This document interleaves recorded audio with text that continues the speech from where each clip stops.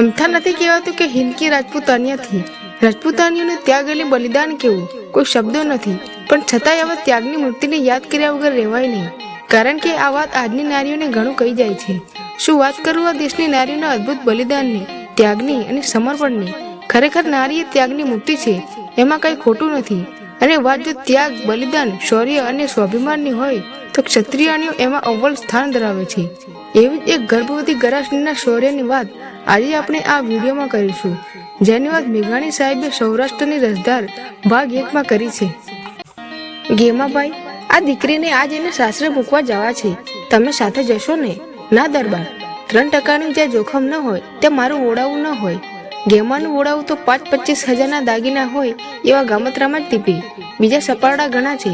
ઢોલી સૂતો સૂતો હોકાની ગૂંટ લેતા લેતા આવો જવાબ દેનાર આ ગેમો પછે ગામનો કારડિયો રજપૂત હતો. ગોહિલવાડ પંથકના પછે ગામની અંદર આવા 40-50 કારડિયાઓ ગરાસિયાઓનો પગાર ખાતા હતા. જ્યારે ગામોત્રે જવું હોય ત્યારે પસાયતા તરીકે એ બધા પાસેથી કામ લેવાતું, પણ બધા કારડિયાની અંદર ગેમો વોડાવ્યો બનીને ચાલે. એ ગાળાને પડકે કોઈ લૂંટારો ચડી શકે નહીં. જેવા તેઓને તો ગેમમાં ઉપર મુજબના તોછડા જવાબો આપી દેતો. ગેમાનું ઓળાવવું એ કઈ રમત નહોતી. એક દિવસ ગામના બાપુ ખુમાણ સંઘજી તરફથી ગેમાને તેડું આવ્યું. ખુમાણ સંઘજીની દીકરી રૂપાળીબા ભાલમાં હેબતપર ગામે સાસરવાસ હતા. ત્યાં એ દીકરીને સીમંત હતું. ખોડો ભરીને તેડી લાવવાના હતા. એક વેલડું, 2 છોડીઓ, બેડો ગેમો તેમજ બીજો એક કારડિયો એ બધા હેબતપર ગામે બાને તેડવા ચાલ્યા. હેબતપરથી પછે ગામ આવતા મોણપુર ગામ સુધી આશરે 10 ગાંવ લાંબુ ભાલનું રણ છે. દિવસે એમાં મુસાફરી થતી નહોતી, કેમ કે પાણી વિના પ્રાણ જાય, એટલે રૂપાળીબાને રાતે છોડાવવામાં આવ્યા. વેલીમાં રૂપાળીબા અને છોકરીઓ બેઠા. બીજા ગાડામાં ગેમો, એના બીજો સંગાથી અને પાણીના 2 માટલા હતા. ગાડા જોડીને તારોડિયાની અજવાળે બધા ચાલી નીકળ્યા. રૂપાળીબા પાસે એક ડાબલો હતો, એમાં 5000ના હેમના દાગીના હતા. અંગ ઉપર પણ ઘરેણાનો શણગાર ભલીભાતે ભર્યો હતો. ગાડા ચાલ્યા એટલે ગેમો તો જાણે પારણામાં હિંચોડવા લાગ્યો. એને પછાડી ઓળીને લાંબા પડી ઊંઘવાનું શરૂ કર્યું. ગોર અંધારામાં એના નસકોરા ગાજવા લાગ્યા. ગાડાવાળાએ ટપારી જોયું.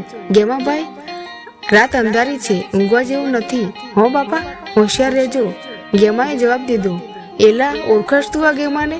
ગેમો હોય ત્યાં લૂંટારાના ડોકાય, તું તારે મૂંગો મરીને ગાડું હાંક્યો આવ. ગેમો નસકોરા ગજાવવા લાગ્યો. નસકોરા ઠેઠ બેનને ગાળે પણ સંભળાના. મેલડીનો પડદો ઉપાડીને રૂપાળીબાએ પણ કહી જોયું, ગેમાભાઈ બાપા, અટાને સુવાય નહીં હો. ઊંઘમાં ને ઊંઘમાં ગેમો બબડતો હતો, હું કોણ? હું ગેમો. આમ કરતા વેળાઓદર ગામ વડોટી ગયા, પણ ત્યાંથી 1.5 ગાંવ ઉપર એક તળાવડી આવે છે. ગાડા ખેડીઓ નજર કરી તો આગળથી તળાવડીમાં આગના તણખા ઉડતા દેખાયા. વેમ આવ્યો કે કોઈ ચકમક જઈ ગયો છે. ગેમાને એને હાકલ કરી, ગેમાભાઈ ગફલત કરવા જેવું નથી હો. ગેમાનો તો એક જ જવાબ હતો, મને ઓળખશ? હું કોણ? હું ગેમો. ગાડા તળાવડી નજીક પહોંચ્યા એટલે ગાડા ખેડૂને 10-12 આદમીનું ટોળું દેખાણું. એની છાતી થડકી ઉઠી. ગેમાને એને ઢંઢોળ્યો, પણ ગેમો તો કાંઈ ઉઠે. એ તો ગેમો. જોતામાં તો અંધારે 12 જણા વેરલું ઘેરીને ઉભા રહ્યા ને પડકાર કર્યો. ગેમો ઝબકીને આંખો ચોડે છે અને ઢાકલ કરે છે, મને ઓળખશ? હું કોણ? હું ગેમો. ત્યાં એક ડાંગનો ઘા પડ્યો અને ગેમો જમીનદોસ્ત બન્યો. એક જણે કહ્યું, લા એને જડ રણ ગોળીટો કરી મેલો. લૂંટારુઓએ એને બેસાડીને એના હાથ પગને એક બંદે બાંધ્યા. પગના ગોઠણ ઊભા કરાવી પછી ગોઠણ નીચે એક સોસરી લાકડી નાખી. એક ધક્કો દઈ દડાની માફક ગબડાવી દીધો. આ ક્રિયાને રણ ગોળીટો કહે છે. રણ ગોળીટો એટલે રણનો દડો. આદમી આ રીતે દડા જેવો બની જાય છે. કોણ છે વેલમાં? દાગીના ફગાવી દો જડ. લૂંટારાએ ત્રાળ દીધી. રૂપાળીબાએ વેલીના પડદા ખોલી નાખ્યા અને બદમાશોએ માગ્યા મુજબ 5000ના દાગીનાનો ડાબલો આપી દીધો. તારોડિયાના પ્રકાશમાં રૂપાળીબાના અંગ ઉપર સોનું ચડકી ઉઠ્યું. બદમાશો બોલ્યા, લીલ ઉપરથી ઘરેણા ઉતાર.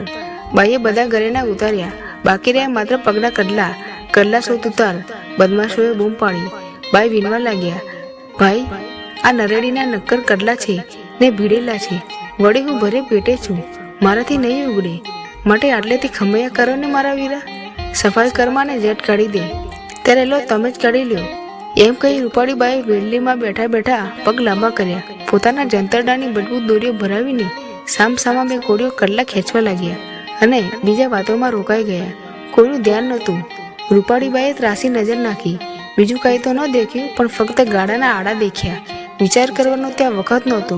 કામી લૂંટારુઓ રાજપૂતાણીના શરીરની મશ્કરી કરતા હતા. રૂપાળીબાએ એક કાળું ખેંચ્યું અને નીચે બેસી કડલા ખોલનારા બે જણની ખોપરી માથે એક એક ઘા કર્યો. બંનેની ખોપરી ફાટી ગઈ. બે જણા ધરતી પર ઢળ્યા. ત્યાં તો એ ગરાસનને શુરાતન ચડ્યું. આડો હાથમાં લઈને એ કૂદી પડી. 10 માણસોની લાકડી પોતાના અંગ પર પડતી જાય છે. માર વાગતા પોતે ગોઠણભેર થઈ જાય છે. પાછી ઉઠીને આડાનો ઘા કરે છે. એ ઘા ચંડી રૂપે ઘૂમતી એક ક્ષત્રિયાણીનો ઘા જેના પર પડે છે તે ફરીવાર ઉઠવા નથી આપતો. 18 વર્ષની ગર્ભવતી ગરાસની લાકડીઓના ઘા અને તરવારોના ઝટકા ઝીલતી ઘૂમે છે. એવામાં જે દુશ્મનો પડ્યા તેમાંના એકને તરવાર એના હાથમાં આવી ગઈ. એટલે પછી તો જગદંબાનું રૂપ પ્રગટ થયું. બચેલા બદમાશો પલાયન કરી ગયા. ગેમો રણગોડીટો થઈને ઝાખરામાં પડેલો હતો. બાઈએ કહ્યું, છોડી નાખો એ બાયલાને. છૂટીને ગેમો ચાલ્યો ગયો. મોં ન બતાવી શક્યો. ફરી કોઈએ પછેગામાં ડોકાણો નહીં. જુવાન ગરાસણીની છાતીમાં શ્વાસની ધમણ ચાલતી હતી. એના અંગે અંગ ઉપરથી લોહી નીતરતું હતું. નેત્રોમાંથી ઝાડો છૂટતી હતી. હાથમાં લોહી તરબોળ તરવાર હતી. કાળી રાતે કોઈ ચંડિકા પ્રગટ થઈ. વાહ ગરાસણી! વનના ઝાડવા જોઈ રહ્યા હતા. ગાળામાં બેસવાની એને ના પાડી. ધીંગાણ કરનાર માનવી બેસી શકે નહીં. એના શરીરમાં શુરાતન ફાટફાટ થતું હોય છે. ચાહે તેટલા ઘા પડ્યા હોય પણ એ ગાઉઓના ગાઉ ચાલી શકે. એનો લોહી શાંતિ પામે નહીં. રૂપાળીબા ચંડી રૂપે ગાડાની પાછળ પાછળ ચોપાસ નજર કરી ચાલી નીકળ્યા.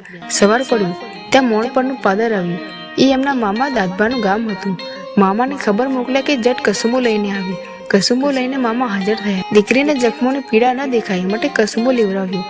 મામાએ આગ્રહ કર્યો, બેટા અહીં રોકાઈ જાઓ. ના મામા, મારે જલ્દી ઘેર પહોંચવું છે. માને અને મારા બાપુને મળી લેવું છે. બેન પસેગામાં પહોંચે તે પહેલાં તો બેનના ધીંગાણાની વાત પ્રસરી ગઈ હતી. તમામને ચેતાવી દેવામાં આવ્યા હતા કે કોઈ એના વખાણ ન કરશો. ઉલટું એને પાછી પાડવા જેવા વેણ કહેજો, નહીં તો બેને ચમક ઉપડશે. ચમક ઉપડે એટલે માણસ મરી જાય. લોહીએ નીતરતા બેન આવ્યા. બેને ઢોલિયામાં સુવાડ્યા. બધા ઠપકો દેવા લાગ્યા. બેટા, બહુ અઘટિત કર્યું. 5000ના ઘરે ના જાત તો ક્યાં બાપુને ખોટ આવી જાત. એક પોરમાં તો એનો જીવ ચાલી ગયો, પણ એનો ઇતિહાસ હજુ નથી ગયો.